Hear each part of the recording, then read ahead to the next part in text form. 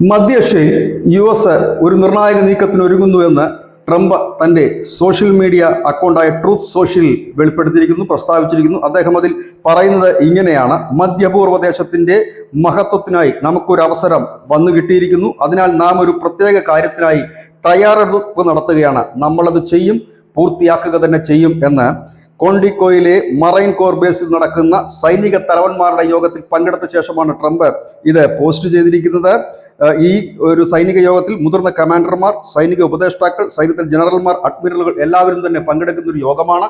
ആ യോഗത്തിന്റെ ഇടയിൽ തന്നെയാണ് ഇത്തരം ഒരു പോസ്റ്റ് കൂടി വന്നിരിക്കുന്നത്. ഇതോടുകൂടി തന്നെ ലോകത്തിന്റെ വിവിധ ഇടങ്ങളിൽ അഭ്യൂഹങ്ങളും പരന്നു തുടങ്ങി.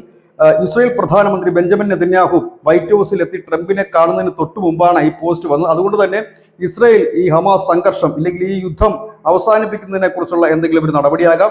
അല്ല എങ്കിൽ അഫ്ഗാനിസ്ഥാൻ, മധ്യപൂർവ്വ ഏഷ്യ എന്ന് പറയുമ്പോൾ ഏകദേശം അഫ്ഗാന്റെ ഭാഗം കൂടി അതിൽ കടന്നു വരുന്നുണ്ട്. അതുകൊണ്ട് അഫ്ഗാനിസ്ഥാനിലെ ബഗ്രാം എന്ന് പറയുന്ന വിമാനത്താവളം പിടിച്ചെടുക്കാനുള്ള ഒരു വലിയ സൈനിക നീക്കത്തിന് ട്രംപ് ഒരുങ്ങുന്നു എന്നുള്ള വാദഗതിയും ഉയരുകയാണ്. ഏതായാലും വിർജിനിയയിൽ നടക്കുന്ന സൈനിക മേധാവികളുടെ യോഗം തുടരുകയാണ്. ഈ ഒരു സാഹചര്യത്തിലാണ് ട്രംപിന്റെ മധ്യേഷ്യയെ ലക്ഷ്യം വെച്ചുകൊണ്ടുള്ള ഒരു പ്രസ്താവന പുറത്തു വന്നിരിക്കുന്നത്.